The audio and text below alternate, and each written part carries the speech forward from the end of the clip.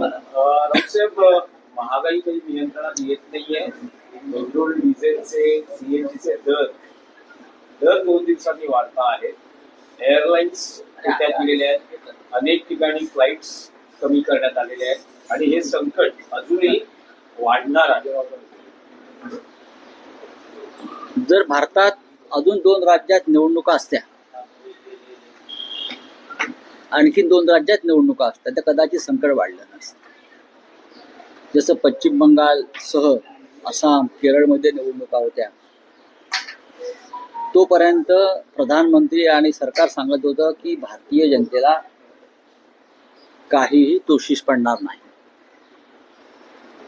3 महिने पुरेल इतका आपल्याकडे इंधन साठा आहे, सर्व आलबेल आहे. निवडणुकांचे निकाल लागतात.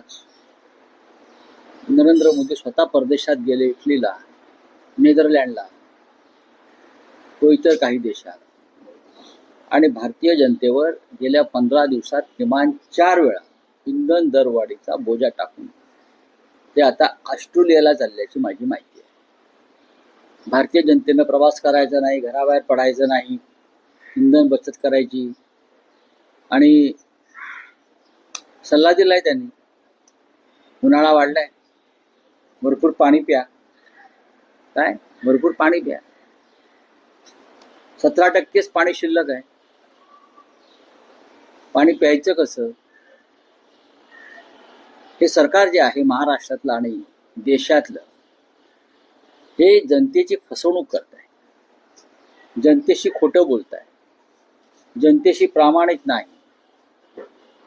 देशाची आर्थिक अवस्था अत्यंत गंभीर स्थितीला पोहोचली आहे, कोलमडली आहे.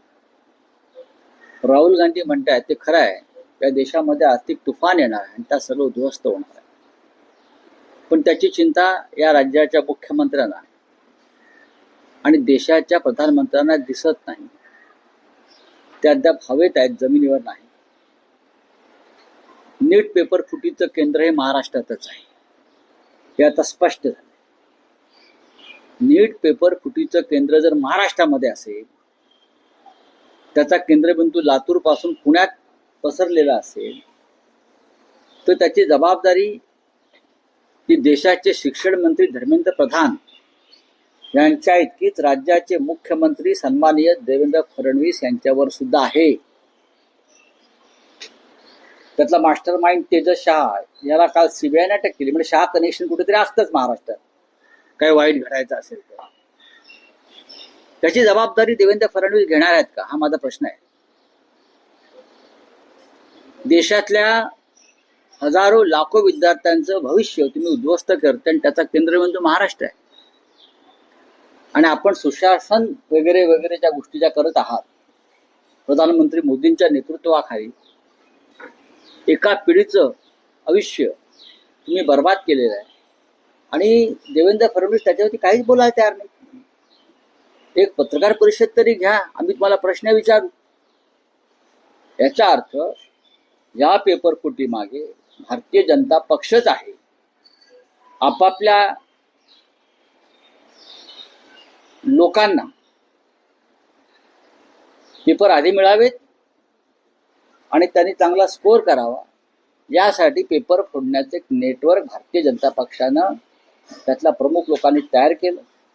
मी जशी न्यायव्यवस्था ताब्यात घेतली, निवडणूक आयोग ताब्यात घेतला, पोलीस यंत्रणा ताब्यात घेतली, त्याप्रमाणे स्पर्धा परीक्षा घेणारी यंत्रणा ही सुद्धा भाजपनं ताब्यात घेऊन या देशाचं कसं वाटोळं केलंय. आणि त्याचा केंद्रबिंदू दुर्दैवानं महाराष्ट्र आहे. ज्या महाराष्ट्रातल्या शिक्षण व्यवस्थेला देशामध्ये सन्मान होता, जगात सन्मान होता, ते पेपर फुटीचं केंद्र म्हणून समोर आलंय. कुठल्या ज्या राज्याचे शिक्षण मंत्री, मुख्यमंत्री काय ते आतापर्यंत त्यांनी याच्यावरती भूमिका घेतली? सीबीआय कारवाई करते, लक्षात घ्या. गृहमंत्री या राज्याचे काही त्यांचे पोलीस करत नाही, हा एक गंभीर विषय आहे. आणि महागाईचं म्हणाल तर उद्या प्रधानमंत्र्यांनी जे आवाहन केलं आहे, भरपूर पाणी प्या, तसं अजून एक आवाहन राज्यात केलं जाईल, भरपूर पाणी प्या. पाणी प्यायलं की त्याचं आपोआप पेट्रोल होईल आणि ते पेट्रोल वापरा. कारण हिंदुत्व आहे ना त्यांचं नवीन, हे नवीन हिंदुत्व आहे, नवीन हिंदुत्व आहे. आता महाराष्ट्रामध्ये वडापाव बरोबर काय येणार आहे? मत्स्यपाव. काय? मत्स्यपाव. हे नवीन नवीन फंडे काढायचे असतात. मत्स्यपाव, अमुक पाव, तमुक पाव. पण खिमा पाव खायचा नाही, कारण तो त्याचा संबंध मुस्लिमांशी आहे ना.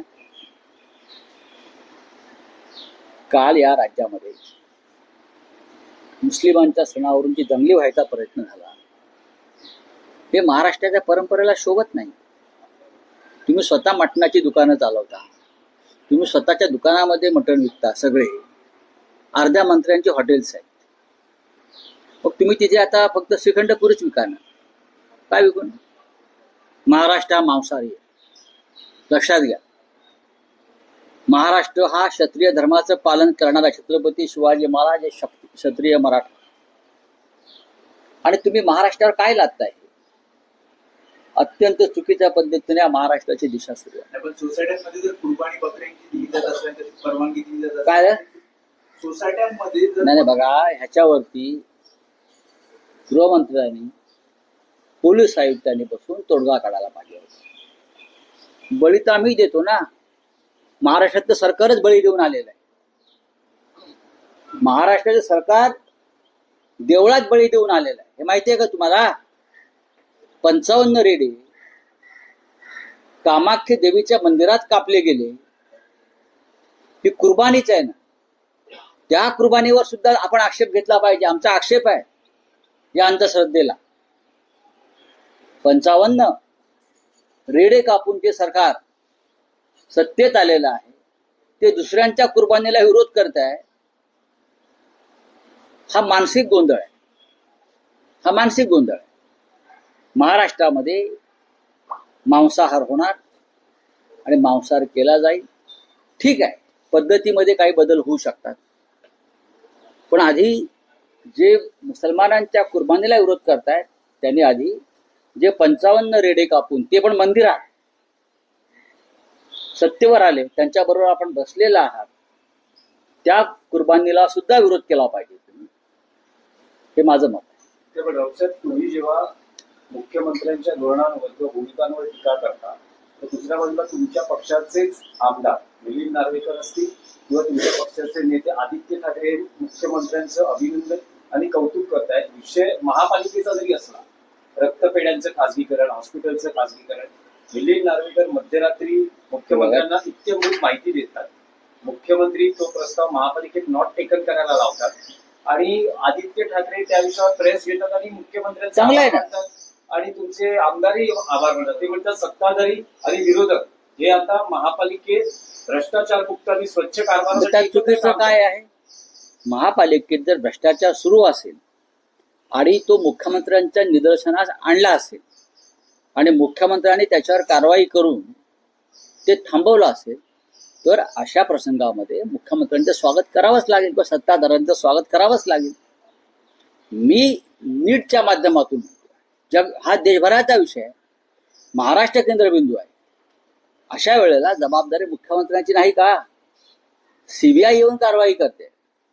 पण इतकं मोठं कांड परीक्षा स्पर्धेतलं सुरू असताना महाराष्ट्र पोलीस, राज्याचं गृहमंत्रालय हे अनभिज्ञ आहे.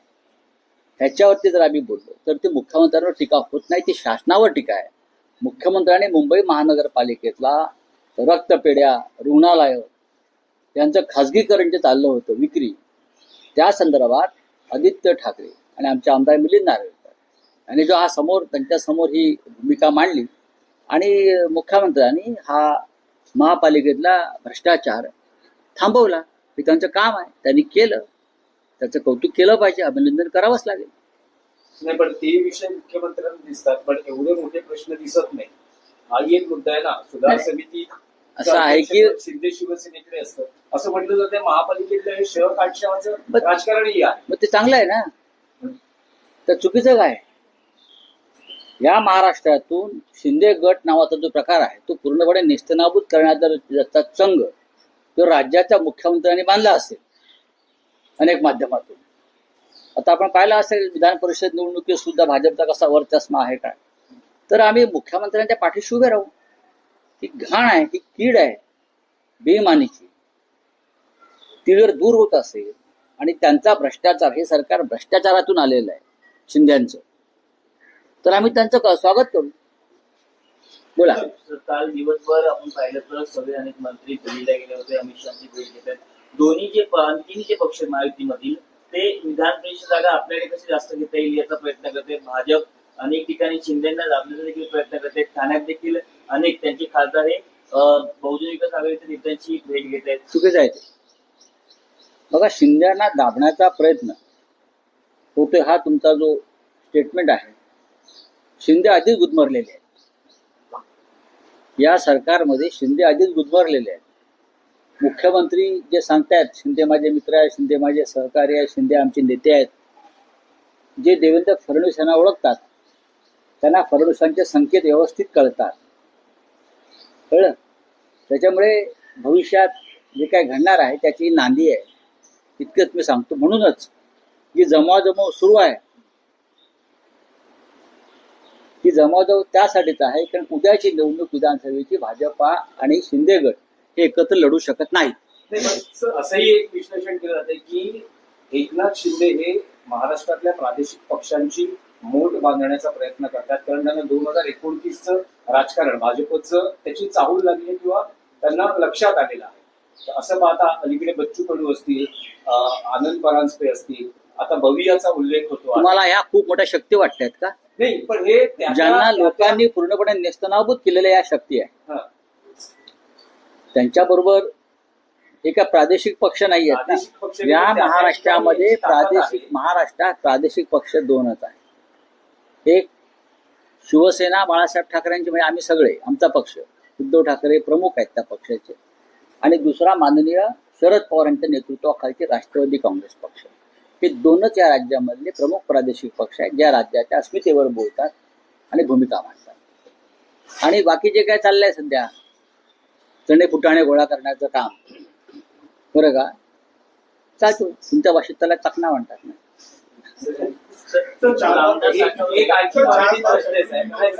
मराठी हा प्रश्न आहे की राष्ट्रवादी काँग्रेस अजित पवार गटातली नाराजी प्रचंड उफाळून आल्याचं दिसतंय. बैठकीतच पडसाद उमटलेले आहेत. शेतकरी प्रफुल्ल पटेल इतकं सांगेन, बघा, तुम्ही मला स्पष्ट विचारायला सांगेन, अजित पवारांचा राष्ट्रवादी काँग्रेस हा संपलेला आहे. उरलेला पक्ष भाजपाकडे आणि बाकी सैरा भैरा आमदार इतर ठिकाणी पळून जातील. हा पक्ष संपलेला आहे. हे मला दुर्दैवाने म्हणायचं वाटतंय. अजित पवार यांना मूळ पक्षातून दूर काढण्याचं काम प्रफुल्ल पटेल, धनंजय मुंडे, सुनील तटकरे यांनी केलं. हे शरद पवार साहेबांचं मत होतं. अजित पवारचं डोकं फिरवणारी ही माणसं आहे, बरोबर आहे. आता त्यांचं डोकं फिरलं ज्याचं काय चाललंय ते पाहून, त्याच्यामुळे हा पक्ष भविष्यात फार काळ राहील असं माझं मत नाही. हा पक्ष राहणार नाही, शिंद्यांचाही पक्ष राहत नाही.